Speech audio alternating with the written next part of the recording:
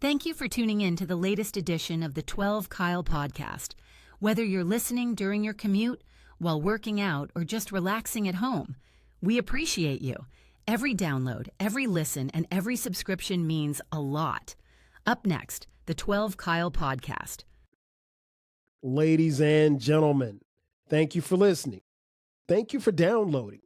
And thank you for subscribing to the latest edition of the 12 Kyle podcast. I am your boy, 12 Kyle. Man, check this out. On this episode, we are entering, at the time of this recording, the summer. In fact, summer is here. Wherever you are and you're listening to this episode, I'm willing to bet that it's hot. It's hot everywhere. I mean, like today in Atlanta, it was 90 degrees, but the humidity makes it feel like it was 97 degrees, which is crazy in and of itself because your boy was outside walking. And I know that that sounds strange, particularly if you're watching on YouTube. Thank you for watching, because you can see I'm in a hoodie. And the reason why I'm in this hoodie is because it's cold in my house. Like, I had the AC on frigid. Like, there's a button that says frigid. I press frigid. So that's where it is. Nonetheless, I want to talk about the summer, more specifically summertime growing up. It was a great time when the summer arrived. For me, as a kid growing up in South Carolina, more specifically in my hometown of Florence, South Carolina, it was a lot of fun in the summertime because, one, the main thing, you were out of school, right?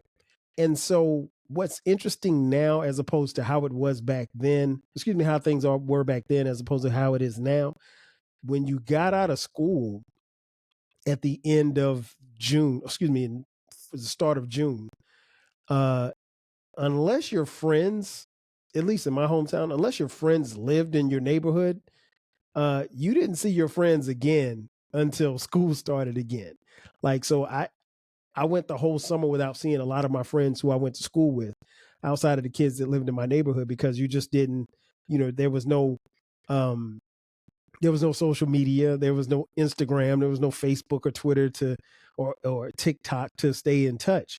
So unless you randomly ran into someone just on the humble somewhere in the town, you weren't going to see anybody else from school, particularly your friends.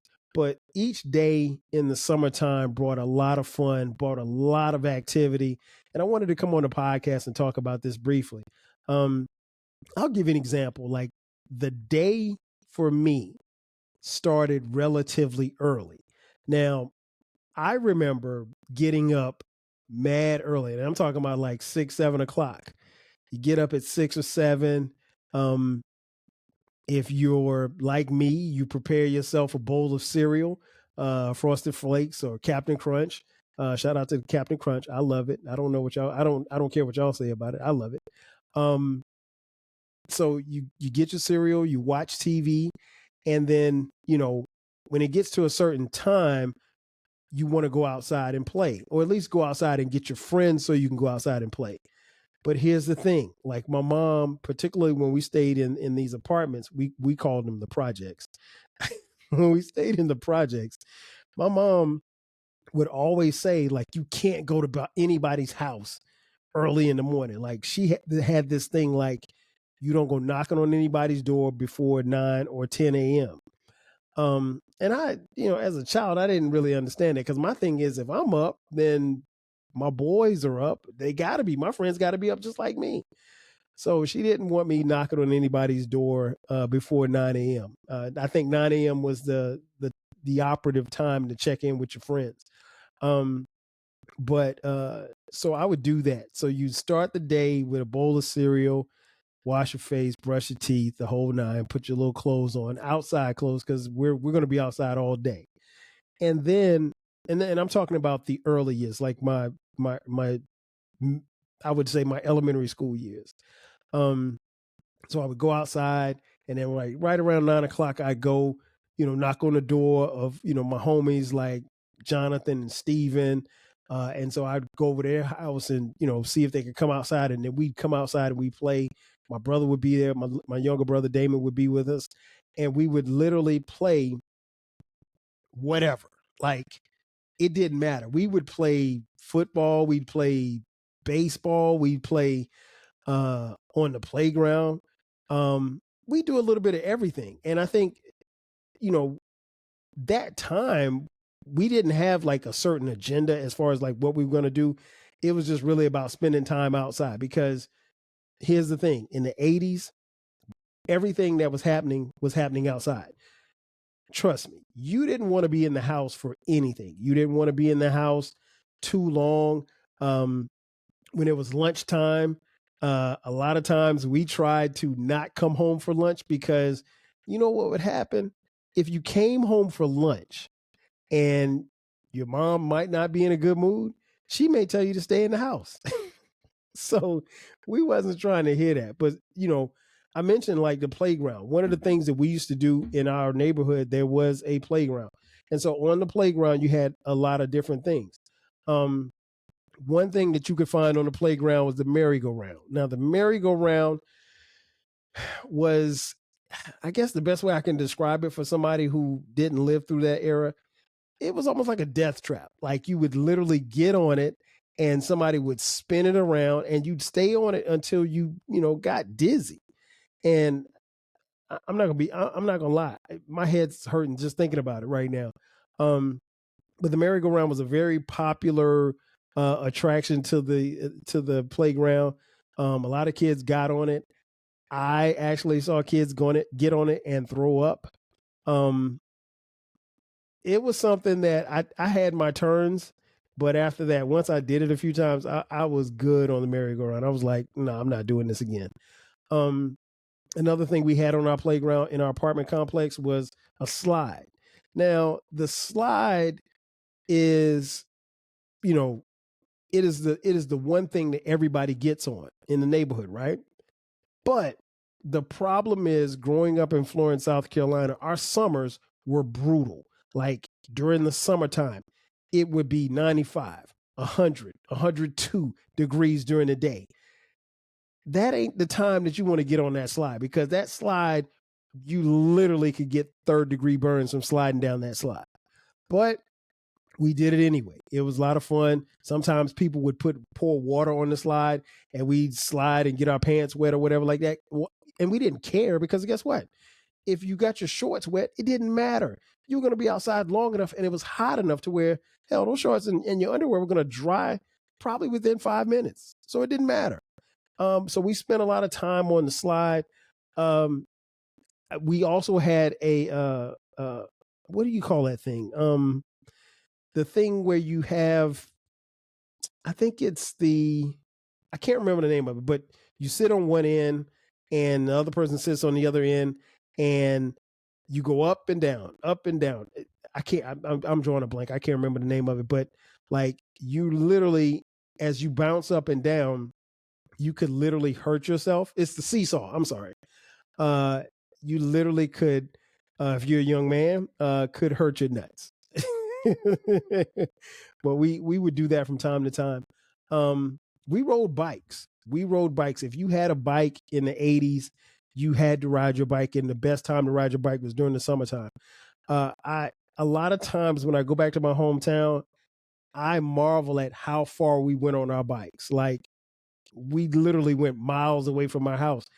And the cool thing about it was it's the summertime. It's hot outside.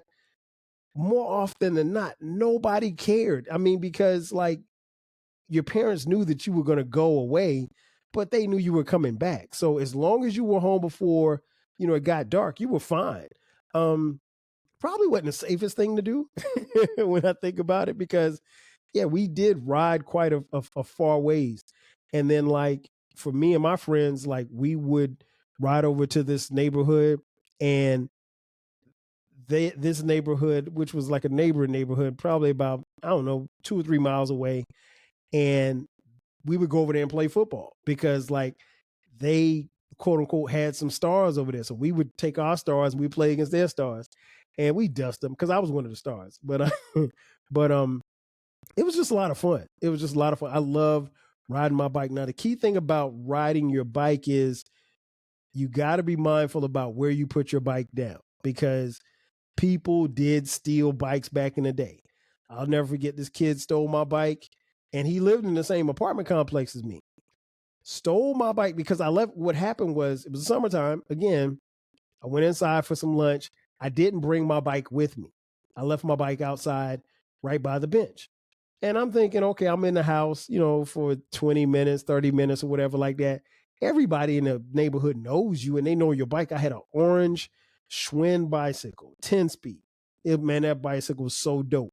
And again, it was orange. So it was, you couldn't mistake it, right? And so I'll never forget, I go get lunch, I come back downstairs and the bike is gone.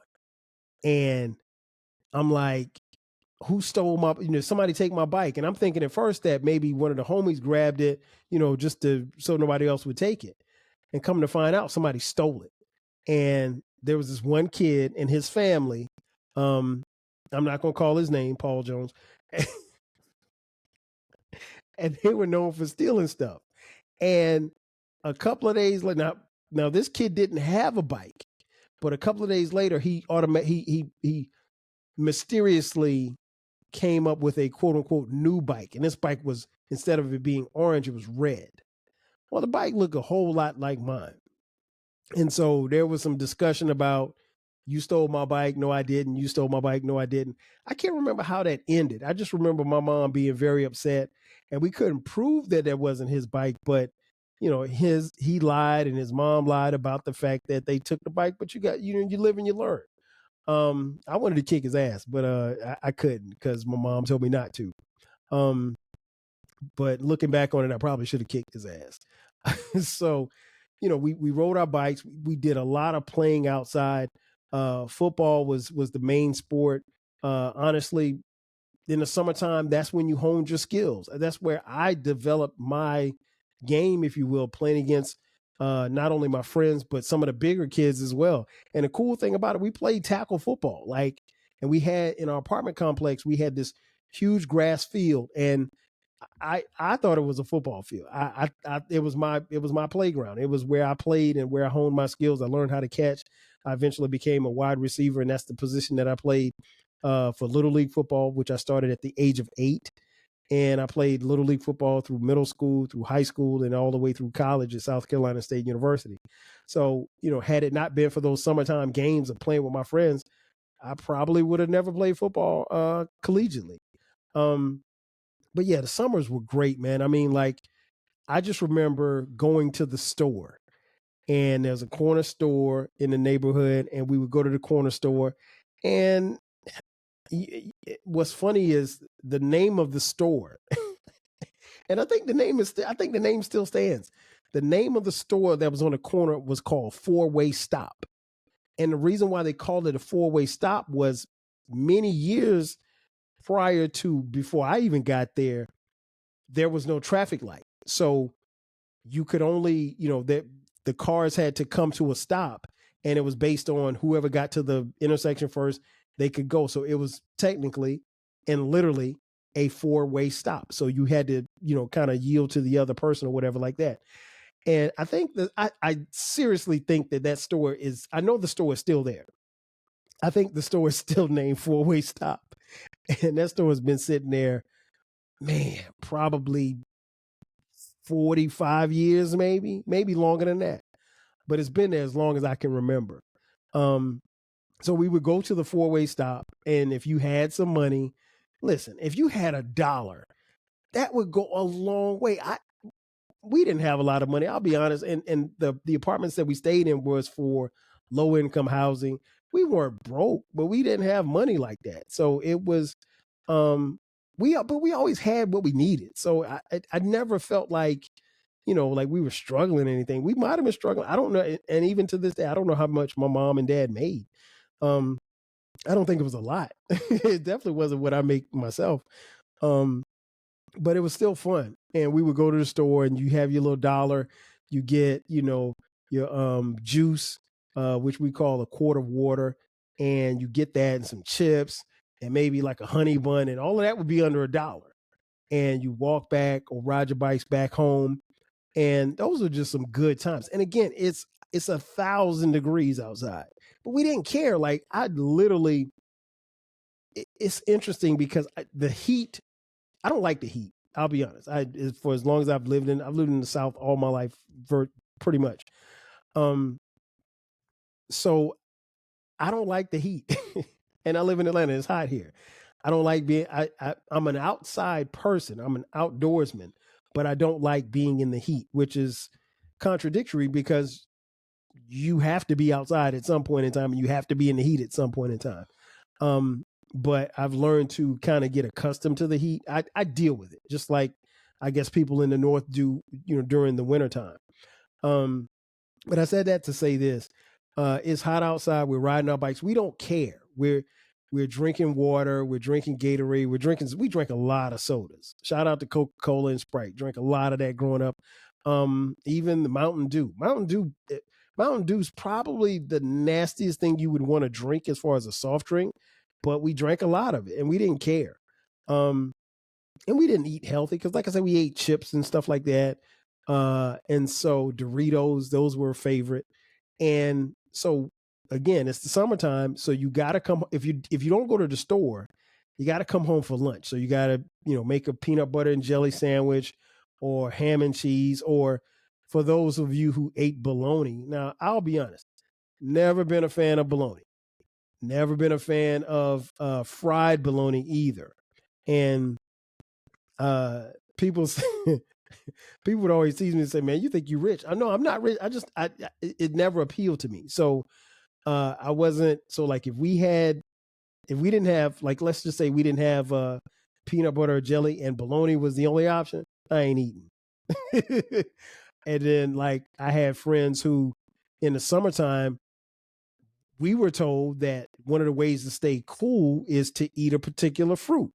One of the fruits that they would hand out and people would actually sell a lot in our neighborhood were watermelons. I hate watermelon. I never liked watermelon. Watermelon is nasty to me. The only thing that I'll eat remotely closely to watermelon is watermelon Bubblicious chewing gum. So I had a friend who, his mom, she would cut up slices of watermelon and hand them out to kids and stuff while they're outside, just so that would keep them cool. Me, no thank you. I don't want your watermelon. But we spent a lot of time outside, a lot of time just, doing different things. We would be playing in the dirt. We would be playing. There was a ditch nearby. And the ditch it was like a little ravine, and it had a stream of water there in it. There was some branches that that you could swing on basically from one side of the ravine to the other side. So we would pretend like we were like we were Tarzan, and we would swing on the branch across the little creek, never falling in. But yeah, we had a lot of fun, man. The summertime in the 80s was everything. Now, if you did have to go in the house, by the time, I think like 1981 was the time that we finally got cable TV. So if you did have to go in the house, at least you had something to watch, because going from, the regular channels to cable TV was a game changer, because you went from having, when we had just regular TV, it was literally just 4 channels: ABC, NBC, CBS, and like PBS. And that was it. Like that's all that you had. But once we got cable TV, we got a slew of different channels. We got CNN, we got channels like MTV. Listen, I quickly became a fan of MTV. And the thing that I loved about the summertime was that in watching MTV, I learned a lot about a lot of music that I never listened to. For example, you know, listening to Twisted Sisters, Come On Feel the Noise. I mean, where else was I going to learn that in my neighborhood? There was nobody else that was playing that song, but I could turn on MTV and I'd hear it, or I could hear Van Halen's Jump. And these are songs that resonated with me, groups that resonated with me, artists and everything that I got to know just from watching MTV. And eventually BET would come on, and then we would kind of take off from there. But when you were in the house, you did have access. And then we had video games as well. We had the Atari 2600, which in my opinion was the greatest game console ever. But again, it's the summertime, so you want to be outside. So when you come in for lunch, maybe you watch a little TV, maybe you eat your sandwich, and then you come back outside. And the rest of the day, it would just be there was no agenda. Like you literally would just do whatever you wanted to do. So if somebody said, hey, let's go over to Prince Street, we would literally walk over to Prince Street and we would go see people on Prince Street. Shout out to the homie Reggie from Prince. I call him the Prince of Prince Street. And so like those years right there were just so much fun. It continued once we moved from the apartments to my parents bought a house, which was maybe about a mile and a half away.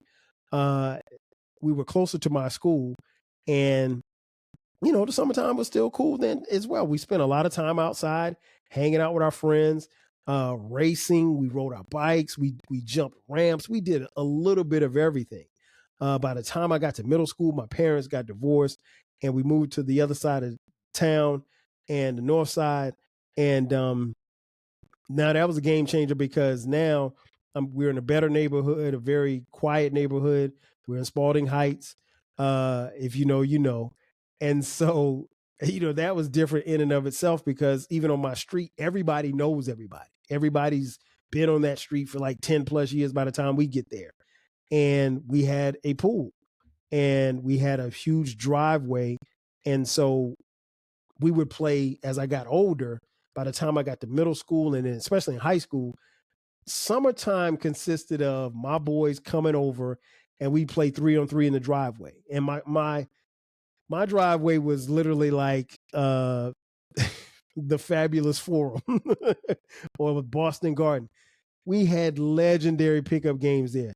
Every now and then we do 4-on-4, but it was the driveway was big enough to hold a 4-on-4, but it seemed more intimate and we got more movement when we went 3-on-3. But yeah, it would, my friends would always say like, you haven't hooped unless you hooped at Kyle's house. Like, I don't know why my friends love to come over and play. And I wasn't the only one on the street who had a basketball goal, but they would always come over. And then obviously in the summertime, by the time I get to, I don't know, 11th, 12th grade, I mentioned we had a pool. By then we started hosting pool parties. We throw at least 1 or 2 pool parties per summer. Me and my cousin Eric, who is the same age as, well, Eric's 9 months younger than me. That's my partner in crime. And so the pool parties were always interesting because of the girls, right? Young Black girls in the 10th and 11th grade or 12th grade, they don't want to get their hair wet. They don't want to, some of them don't even want to put on bikinis.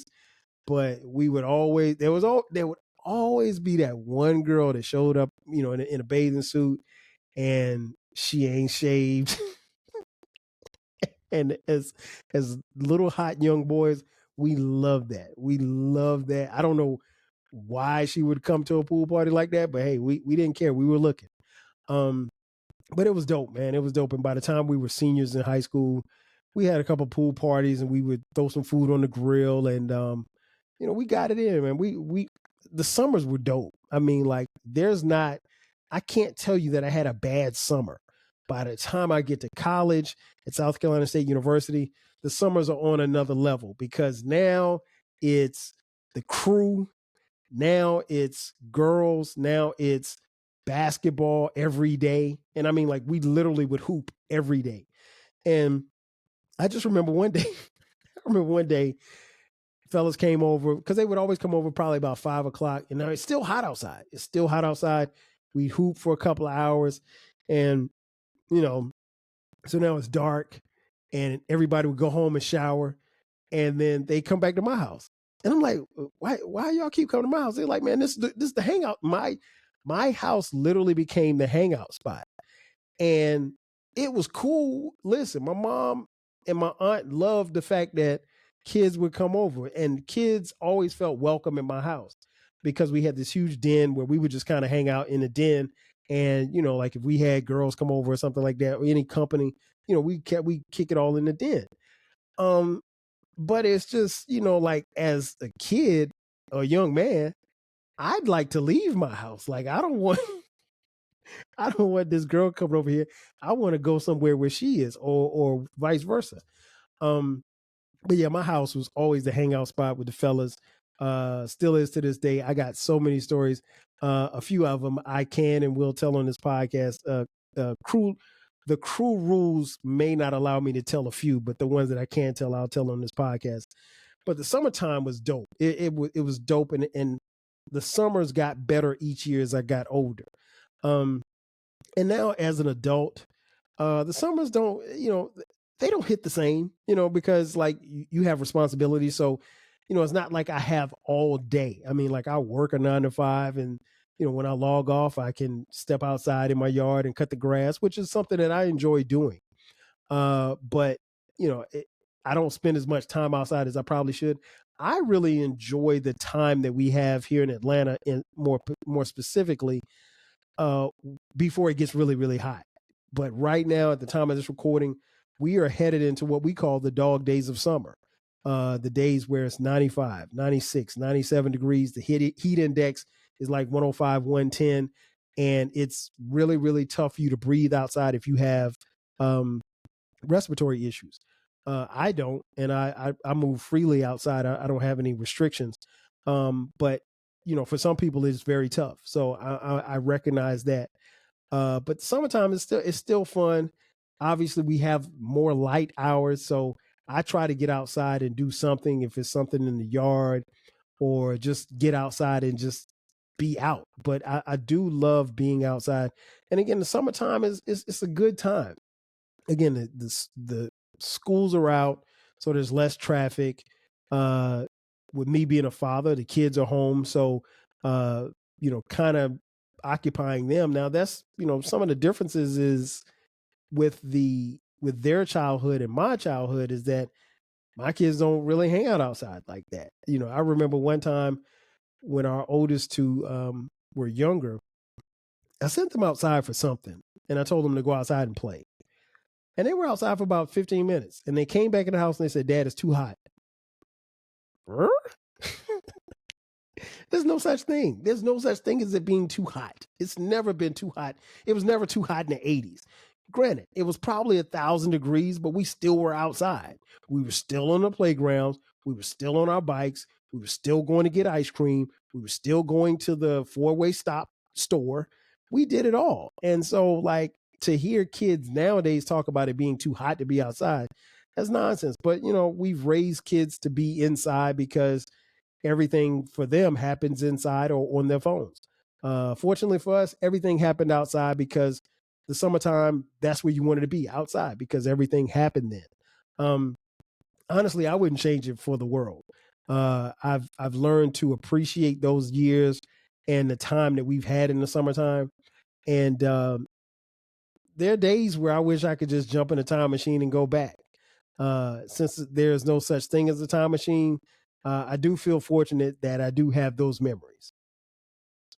Ladies and gentlemen, that's going to do it for me. Thanks again for checking out this edition of the 12 Kyle podcast. Be sure to subscribe to the podcast. We drop new episodes every Thursday and every Sunday at midnight. If you're on YouTube, thank you for watching. Be sure to download, like, subscribe, and share this podcast with a friend. Again, we also have a new baby. Our new baby is called the Rap Soul Podcast.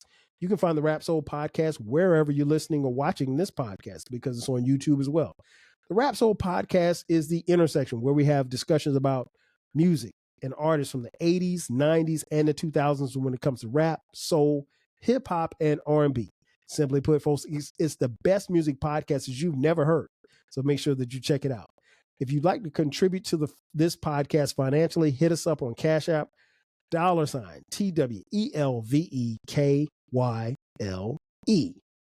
And you can also hit us up by buying merch. We have merch.